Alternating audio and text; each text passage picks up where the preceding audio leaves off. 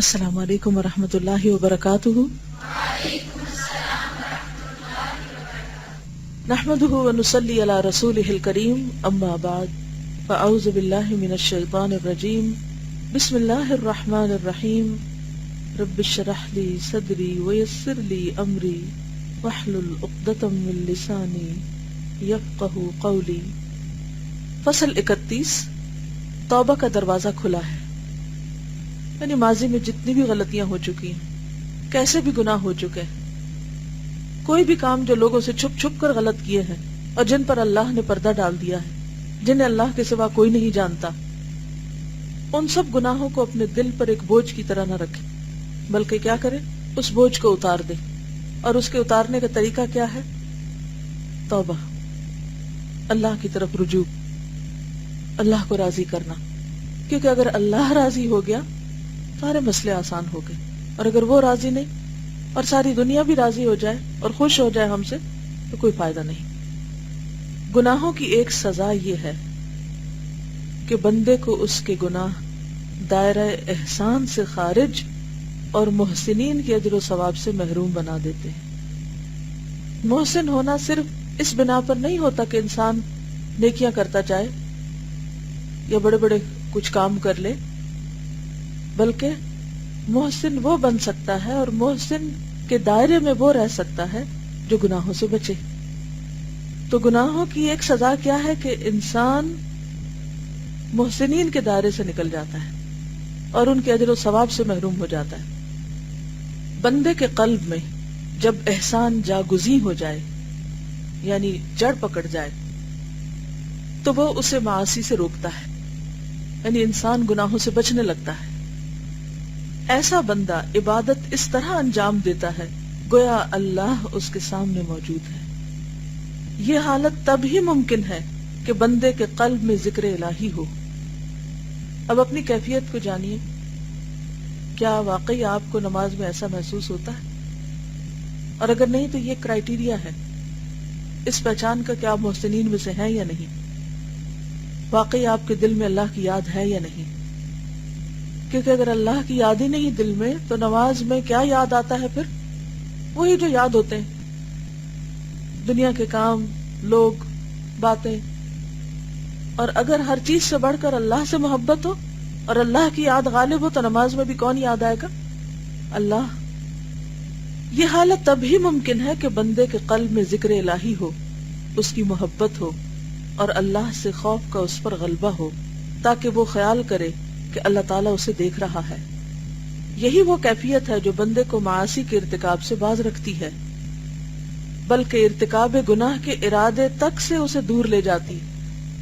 یعنی جب یہ کیفیت ہوتی ہے اللہ کی یاد کی تو پھر انسان کا دل گناہ کرنے کو کرتا ہی نہیں۔ کوئی بندہ جب دائرہ احسان سے خارج ہو جائے تو اپنے رفقائے خصوصی، یعنی خاص دوست، ساتھی اور اللہ کے کامل ترین بندوں کی رفاقت اور تائید سے محروم ہو جاتا ہے۔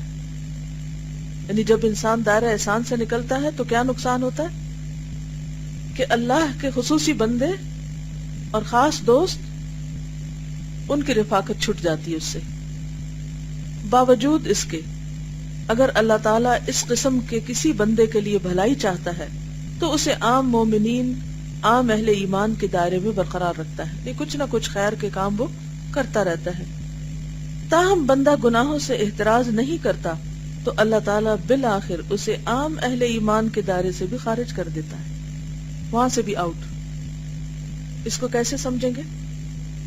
مثلا کوئی شخص کسی کمپنی میں کام کرتا ہے یا کسی حکومت میں کام کرتا ہے، تو اس میں کچھ لوگ ہوتے ہیں نا جو کور گروپ میں ہوتے ہیں، لیکن اگر وہ اس کوالٹی کا کام نہ کرے جو کسی کور گروپ کی ضرورت ہے تو عام طور پر کیا ہوتا ہے، پھر وہ دوسرے رینک میں چلا جاتا ہے اور بعض اوقات اس سے بھی باہر چلا جاتا ہے۔ ایک اسٹوڈنٹ اگر اچھی پرفارمنس کر رہا ہو تو اس کا مقام اور ہوتا ہے، اور اگر وہ لیزی ہو تو اور ہوتا ہے، اور اگر وہ فیل ہو تو پھر اس کلاس سے باہر ہو جاتا ہے۔ جیسا کہ حدیث نبوی میں آیا ہے، لا یزنی الزانی حین یزنی وہو مؤمن ولا يشرب الخمر حين يشربها وهو مؤمن ولا يسرق السارق حين يسرق وهو مؤمن ولا ينهب نهبة ذات شرف يرفع إليه الناس فيها أبصارهم حين ينتهبها وهو مؤمن. ابن ماجہ.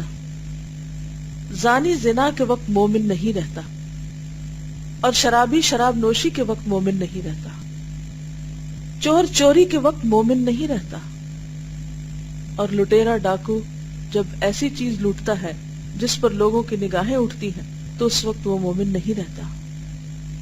پس اے اللہ کے بندو، اپنے آپ کو گناہوں سے بچاؤ، توبہ کرو کہ توبہ کا دروازہ اب بھی کھلا ہوا ہے. ان حرکتوں سے باز آ جاؤ. اور اگر انسان ان چیزوں کو نہیں چھوڑ سکتا، ان گناہوں کو نہیں چھوڑتا، تو پھر کتنے دن تک وہ یہ سب کچھ کر سکتا ہے؟ بالآخر تو اسے کہاں پہنچنا ہے؟ اللہ کے پاس، جو اس کا حساب لینے کے لیے کافی ہے. اس لیے کسی بھی قیمت پر، کسی بھی طرح کی کوشش کر کے انسان اپنی بری عادتوں سے باہر آئے. سب سے زیادہ اجر و ثواب ہی اس عمل پر ہوتا ہے جو زیادہ مشکل کے ساتھ کیا جائے. جس کام کے کرنے میں مشکل زیادہ ہوتی ہے اس کام پر اجر بھی زیادہ ہوتا ہے. اگر کوئی بری عادت چھوڑنے کے لیے مشکل ہو رہی ہے تو اس کے لیے اتنی زیادہ محنت کریں جیسے لوگ اپنے موٹاپے کو کم کرنے کے لیے سخت قسم کی ڈائٹنگ کرتے ہیں، سخت قسم کی ایکسرسائز کرتے ہیں. سبحانک اللہم و بحمدک، نشہد ان لا الہ الا انت، نستغفرک و نتوب الیک. السلام علیکم و رحمۃ اللہ وبرکاتہ.